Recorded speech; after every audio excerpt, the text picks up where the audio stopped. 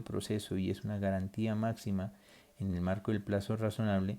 este a su vez es una exigencia que está en cabeza de todos y cada uno de los sujetos que están siendo procesados y de sus representantes legales para entender que hay un equilibrio a la hora de las exigencias que deban cumplirse con relación a este estándar convencional. Una tercera situación está en la de la conducta de las autoridades judiciales, ¿no? Estamos hablando de los deberes de diligencia y probidad con los que debe ejercerse esa función pública de la Administración de Justicia. Hay que ponderar si la autoridad judicial competente cumplió con las reglas y principios procesales destinados a evitar las demoras injustificadas durante el proceso. Entonces, si primó ese criterio de economía procesal, si hubo un ejercicio oficioso en materia de pruebas, en materia de impulsión del proceso,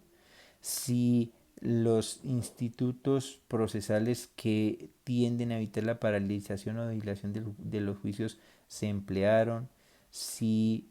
incluso en supuestos de consagración o consumación de nulidades, estas fueron resueltas debidamente y estas a su vez garantizaban una continuidad del proceso sin que se retrotrayera a instancias anteriores, sino que se pudiera superar la misma situación para poderle dar continuidad hacia adelante a los mismos procesos, ¿no? Porque tengamos en cuenta que esta situación bajo estándares convencionales pone en cabeza de los tribunales no solamente el que se lleve diligentemente las causas, sino que se evite que las propias partes, como lo señala en la anterior, introduzcan medidas dilatorias o ejerzan abusivamente sus derechos. Esto es interesante analizar cómo valoran los estándares convencionales en el caso Mirna Mac Chang versus Guatemala, ¿no? Este es un caso de 25 de noviembre del 2003, el párrafo 208, donde los acusados dentro de ese proceso llegan a presentar más o menos unos 12 recursos de amparo que estaban encaminados claramente a impedir el desarrollo del proceso por la desaparición de la persona y como la obligación del juez interno era la de encauzar y dirigir el proceso de tal manera de que se hiciera un uso desproporcionado, desmedido o irracional de los medios de control o de las acciones judiciales que pudieran ser invocadas, porque con ello lo que se estaba buscando era una dilación indefinida que precisamente provocara una, en teoría, vulneración del debido proceso respecto de los que estaban siendo procesados y que negara a su vez ese derecho a la verdad y a la justicia de quienes siendo víctimas nunca lo van a alcanzar. Esto es importante señalarlo porque a día de hoy esto es un reto para los modelos transicionales como el que va a iniciarse en efecto en Colombia con el Tribunal de Paz y que ha venido siendo bastante problemático en el anterior modelo aplicado por Colombia de la Ley de Justicia y Paz, en donde ha habido una serie de controversias de la forma en que se ha venido desarrollando esa instancia, de cómo se han impuesto los jueces para lograr que no haya una dilación indefinida por quienes deben revelar o se comprometieron a revelar la verdad y las condiciones en las que debían revelar esa verdad, etcétera, etcétera. Una cuarta situación es la naturaleza de los derechos en juego, ¿no? En muchas ocasiones es posible que esto se vincule íntimamente con la razonabilidad del plazo, porque hay situaciones en las que hay una situación de urgencia y de peligro donde debe haber una administración de justicia celera, expedita, inmediata para que haya una sentencia oportuna, como en otros eventos puede que haya una situación en la que se pueda cumplir el máximo término razonable fijado para buscar todos los elementos necesarios que consoliden esa idea de verdad y justicia y que permitan en equilibrio, ¿no?, ponderado, ¿no?, ponderadamente el respeto pleno del debido proceso. En Colombia, como les comentaba en el anterior video, el reciente caso de la muerte brutal y violación y rapto de una menor de edad, pues tuvo una decisión judicial bastante celera. Ya en este momento el condenado ha surtido todas las instancias y ya ha quedado ejecutoriada su sentencia a 58 años de cárcel. De tal manera que también es un mensaje a la sociedad de que el sistema judicial en casos de tal envergadura pues no va a dilatar, ya teniendo al procesado capturado, ya teniendo el material probatorio suficientemente recaudado y valorado, no va a prolongar una situación de impunidad que pueda ser nociva para los mismos estándares y para la misma forma de juzgamiento de los sujetos, sin perjuicio de que se le deba garantizar a todas las personas el debido proceso en todo momento. Y yo le agregaría una quinta situación, que es la de la complejidad, o mejor, la precariedad de medios razonables en cabeza de las autoridades judiciales en nuestros países. Es sabido que en nuestros países, en diferente forma, hay debilidades o precariedades en el sistema judicial, precariedades a la hora desde el punto de vista del volumen de procesos que deben atender, precariedades desde el punto de vista del número de funcionarios que tienen que atenderlos, precariedades desde el punto de vista de herramientas para poder proceder al recaudo de la prueba, para proceder a la valoración de la misma, que en muchas ocasiones afectan el debido proceso en los dos extremos que puedan estar presentados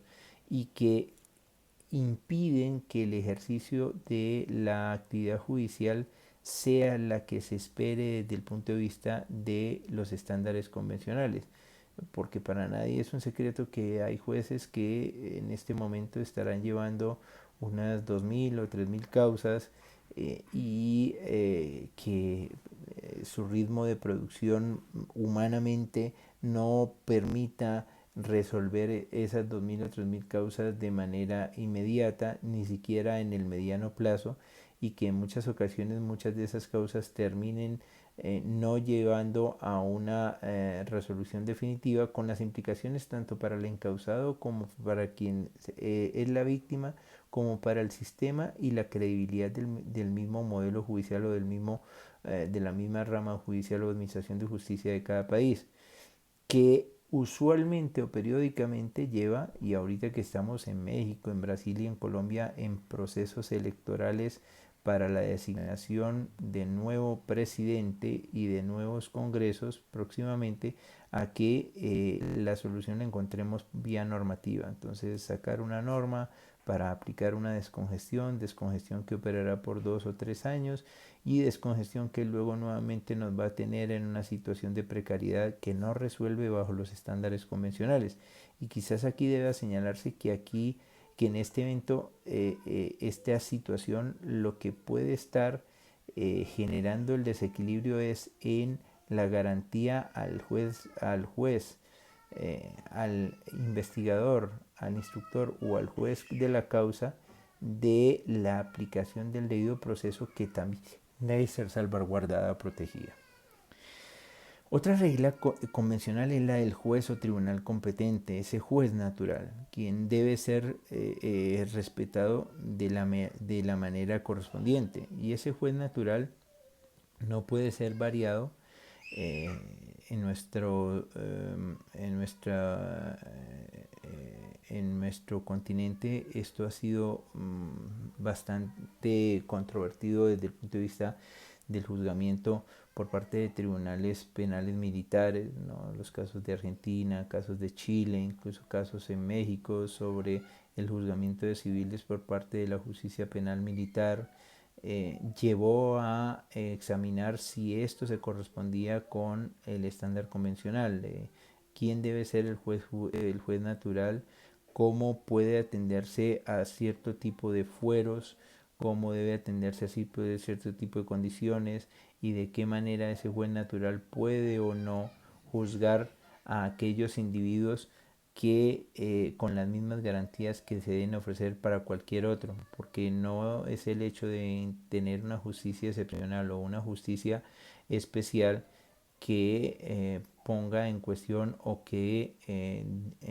debilite los estándares convencionales, ¿no? Esto es sustancial y esto es importante, ¿no? Ahí habría que ver desde el punto de vista de la convencionalidad el caso Almonacid Arellano contra Chile 26 de septiembre del 2006 en el párrafo 131 o el caso Tibutollín versus Guatemala de 26 de noviembre del 2008 en el párrafo 118 como referentes para este estándar convencional. Otro de los estándares es el de la independencia e imparcialidad, ¿no? La garantía de independencia debe entenderse desde el punto de vista de la autonomía que pueda tener el órgano de decisión frente a la influencia de otros poderes, ¿no? Lo que está sucediendo, por ejemplo, en ciertos países de Latinoamérica, sin mencionarlo, y ya lo entenderán todos cuando lo escuchen. La ruptura en esa independencia, en esa atribución de poderes, pues ya es una suerte de quiebre al estándar convencional, el que el Ejecutivo pueda dar órdenes, influenciar las mismas o definir cuáles son los objetivos que deben cumplir los jueces de cada uno de los estados, pues ya quiebra esa garantía de la atribución de poderes. Y se requiere sobre todo un mayor cuidado cuando se trata de órganos judiciales que pueden estar sometidos a presiones políticas para que se induzca a que se convierta esto en un arma de revancha política o de juzgamiento político, ¿no? Así como es censurable que se haga por parte de quienes profesan una ideología de izquierda, lo es reprochable para quienes profesan una ideología de derecha. No es un problema en las ideologías, es cómo hacemos para que el juez sea plenamente independiente, que él no responda a ninguna base ideológica, sino responda al cumplimiento del estándar convencional de la Constitución y de la ley, que no sea servidor de ninguna profesión e incluso que tenga en cuenta que esa independencia puede estar sustentada en factores desde el punto de vista de conveniencia social que deben ser valorados y ponderados bajo el cumplimiento estricto de la ley. Eh, Esto, para poder prevenirlo, ¿no? La independencia de los jueces debe procurar, por ejemplo, que se den concursos de que el acceso a la administración judicial sea por méritos, que haya un sistema eficaz de sanciones disciplinarias y de destituciones, que haya un modelo de intangibilidad de las remuneraciones, que haya un modelo de inamovilidad en el cargo o de cooptación razonable, que se traslade a todas las instancias del modelo judicial. Entonces, si usted tiene un poder judicial con tribunales, jueces, no, cortes, tribunales, jueces, ministerio público o fiscalía, en la que todos estén llamados a responder a esa imparcialidad. Eh, eh, para la Corte Interamericana utilizó una frase en donde dice: la imparcialidad y la independencia representa que no basta hacerlo, sino también debe parecerse. Y esto debe entenderse desde el punto de vista de que es importante asumir la imparcialidad como una regla básica que es imponible a todas las instancias judiciales y que eh, no pueden ser eh, desatendidas en atención al incumplimiento del estándar convencional, ¿no? Yo haría la referencia del caso Herrero Ulloa versus Costa Rica, 2 de julio del 2004, párrafo 170 para examinar. Y aquí también es importante que se analice la Convención de las Naciones Unidas contra la Corrupción, la Convención Interamericana contra la Corrupción, que puede ser útil a la hora del análisis. Aquí en Colombia nosotros tenemos el gran problema de lo que se ha venido a denominar el cartel de la toga, en donde en la Corte Suprema de Justicia, en la sala penal, al parecer ha habido una serie de actividades que no se corresponden con la legalidad por parte tanto de funcionarios como de personas externas. Y esto es esencial erradicarlo porque socava no solamente lo que es uno de los poderes del Estado, sino lo que es la seguridad jurídica con la que puede operar el sistema, porque al encontrarse este tipo de anomalías asociadas a la corrupción, evidentemente ya no es solo un problema de no correspondencia con el estándar convencional, sino de resquebrajamiento del principio democrático en el que debe apuntalarse. Y finalmente esto debe estar establecido con anterioridad por la ley, es decir, tanto la designación del juez, la definición de la competencia, como la definición de los procedimientos debe estar previamente consagrado, ¿no? El caso López Mendoza y el caso Ipcher-Bronstein contra Perú pueden orientar. Así como es un estándar convencional el que todas las decisiones estén debidamente motivadas y fundadas, porque es una base sustancial. Y eso se va a corresponder no solamente con la idea de la presunción de inocencia, con la idea de comunicar previa y detalladamente la acusación que deba surtirse, y que esa comunicación previa y detallada de la acusación se haga de manera plena, estableciendo los alcances, ¿no? Y utilizando todos los medios que sean posibles de notificación. Yo en esto les recomiendo ver el caso Tibi versus Ecuador de 7 de septiembre de 2004, el párrafo 187, y el caso Acosta Calderón versus Ecuador de 24 de junio del 2005, los párrafos 119 y 120. El que además de comunicarse esta también haya desde el punto de vista de la existencia de una defensa técnica adecuada con los medios posibles para ejercer. Entonces, caso Chaparro Álvarez y Lapo Íñiguez, puede ser uno, ¿no? Sentencia 21 de noviembre del 2007, párrafo 154, el caso Barreto Leiva versus Venezuela de 17 de noviembre del 2009, párrafos 54 y 55, Radilla Pacheco de 23 de noviembre del 2009, párrafo 252, entre otros, que permiten entender el alcance de este derecho a la defensa técnica, que implica que se debe gozar desde el momento de que en el que se ordena la investigación, se debe garantizar durante todas las instancias y se debe tener presente que el prescindirse de la misma no implica, incluso durante la ejecución de la sentencia, que se pueda prescindir de ella, sino que deberá dotarse de la defensa correspondiente para que pueda ser ejercida. Este es un estrecho y breve análisis de los estándares convencionales, los principales, pero viene agregado a dos elementos más que quisiera con ellos cerrar, ¿no? Que es el de eh,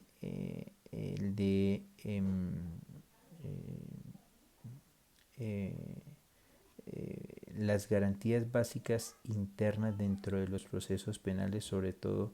en materia del desarrollo de los procesos, ¿no? Entonces, el primer estándar es el de la posibilidad de comparecer e interrogar testigos, peritos y otras personas que puedan arrojar luz sobre los hechos, que hace parte del contenido del derecho de defensa y que es imprescindible para un juzgamiento de manera ponderada y en equidad, caso Cabrera García, caso Cabrera García no, sino caso Castillo Petrucci y otros versus Perú de 30 de mayo del 99, párrafo 154, y también el caso Lori Berenson Mejía, párrafo 184, o García Astro y Ramírez Rojas versus Perú de 25 de noviembre del 2005. El derecho a no ser obligado a declarar contra sí mismo ni a declararse culpable, que es importante porque protege al individuo contra cualquier coacción que pudiera sufrir por diversas agencias estatales o por las mismas autoridades judiciales, de tal manera de que no sea obligado a la autoinculpación. En el anterior video les hablaba yo de un caso de Colombia, el 23603, de cómo en ese ejercicio por parte de las fuerzas militares se podría haber llegado a buscar una autoinculpación bajo el sometimiento a tratos crueles, inhumanos o a tortura. Esto lo podemos ver desde el punto de vista del caso Cantoral Benavides contra Perú, 18 de agosto del 2000, párrafos 132 y 133, que puede llegar a tener líneas coincidentes con el que yo señalaba de Colombia. Debe existir siempre un derecho como estándar convencional a recurrir el fallo ante el juez o tribunal superior, de tal manera que debe garantizarse que ese recurso pueda ser bajo un procedimiento previamente definido, que se pueda ejercer de manera eficaz sin ninguna restricción y que luego imponga una regla de cosa juzgada como materialización de lo que es la seguridad jurídica plena a la hora de decidir estos casos, ¿no? Entonces ustedes en este tipo de casos pueden ver la sentencia del caso de Herrero Ulloa versus Costa Rica de 2 de julio del 2004, párrafo 158, o por ejemplo el caso Barreto Leiva contra Venezuela de 17 de noviembre del 2009 en el párrafo 88 sobre el alcance de este estándar convencional, así como que la convención del inculpado solo será válido si es hecha y libre de toda coacción, lo que debe coincidir con lo establecido en el artículo 10 de la Convención Interamericana para prevenir y sancionar la tortura, así como con el artículo 15 de la Convención contra la tortura y otros tratos o penas crueles, inhumanes o degradantes. Aquí hay una triple convergencia convencional que debe ser respetada, ¿no? Sobre todo pueden ver ustedes en el caso Cabrera García y Montiel Flores contra México de 26 de noviembre del 2010, párrafo 166, desde el punto de vista de que las confesiones que sean obtenidas mediante coacción, afectación a la persona o a un familiar, puedan ser constitutivas de una infracción al debido proceso, pueden llevar a anular esa confesión y puede generar que ese proceso esté viciado desde el punto de vista de la vulneración de esa garantía, ¿no? Pueden ver el caso Bayarri versus Argentina de 30 de octubre del 2008 en el párrafo 108. Y también se prohíbe como estándar convencional la doble incriminación, ¿no? Es decir, aquel inculpado absuelto por sentencia infirme no podrá ser luego sometido a otro juicio por los mismos hechos. Se protege a la persona de una persecución estatal que sea ilimitada e indefinida, de tal manera que se responda a ese mínimo de una no doble incriminación, que además está salvaguardado, por ejemplo, por el artículo 14.7 del Pacto Internacional de Derechos Civiles y Políticos, que se conjuga con la Convención Americana de Derechos Humanos, ¿no? Y es claro que ese principio del non bis in idem, reconocido como derecho humano, aunque no es absoluto, por ejemplo, puede encontrar convencionalmente unas excepciones. Y esto lo traigo del caso Almonacid Arellano contra Chile. Primera excepción: cuando la actuación del tribunal que absuelve al responsable de una violación a derechos humanos o al DIH obedece a un propósito de sustraer a ese acusado de su responsabilidad penal. Se evidencia que hay ese propósito. Cuando el procedimiento no fue instruido de manera independiente o imparcial, garantizando ese debido proceso u ofreciendo esas garantías procesales, o porque no hubo la intención real de someter al responsable a la acción de la justicia. Este es el gran reto en estos tres criterios que van a tener los modelos de justicia transicional, porque en el evento en el que esto no se cumpla, no solamente ya es contrario a la convencionalidad, sino que activa la potencial competencia de la Corte Penal Internacional en los estrictos términos fijados por el Estatuto de Roma, de garantizar que en aquellos eventos en donde se produzcan delitos de lesa humanidad o contra la humanidad o delitos que sean violatorios del DIH, pues habrá lugar a la intervención de la instancia residual y subsidiaria de la Corte Penal Internacional frente a supuestos como el que aquí se han señalado. En conclusión, la idea de el debido proceso y la garantía judicial efectiva que traen los artículos 8 y 25 en combinación con el artículo 7 respecto de la libertad personal y de los artículos 1, 1 y 2 de la Convención Americana, tiene como objetivo central el que se garantice en todas las instancias del procedimiento penal, de la litigación penal bajo modalidades inquisitivas o acusatorias, de unos estándares que son obligatorios para todos los extremos partícipes en la misma, que no pueden ser reinterpretados o modificados por el ordenamiento interno y a los que se someten de manera perceptiva entendiendo que son sustanciales a la hora de garantizar no solamente a quien es procesado, sino también al mismo juez y a quienes fueron víctimas dentro de los hechos de una plena, absoluta y total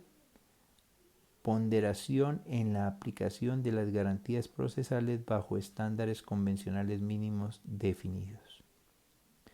Con esto doy por terminados los 3 videos que he elaborado para este minimáster. Estaré a sus órdenes para cualquier inquietud en la tutoría y se ofrecerán materiales adicionales que con posterioridad se harán llegar. Les deseo un año 2018 lleno de éxitos, que sea aprovechable este curso del minimáster y que podamos volvernos a ver o a escuchar en una siguiente oportunidad. Muchas gracias.